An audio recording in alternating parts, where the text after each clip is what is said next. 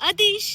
अरे कधी आलीस गावावरून? कालच आले. अरे वा, कोकणची माणसं साधी भोळी. हा, मस्त फिरले त्या गावाला. स्टोरी बघितली मी. हा. काय काय खाल्लंस? जांभळं खाल्ली, करवंद खाल्ली, आंबे खाल्ले. अरे आंबे आंबे, हा मी स्टोरी बघितली तुझी काल. एवढे सारे आंबे घेऊन आलेस ना. हा हा. दे चल मग, दे दे मला चल. दे.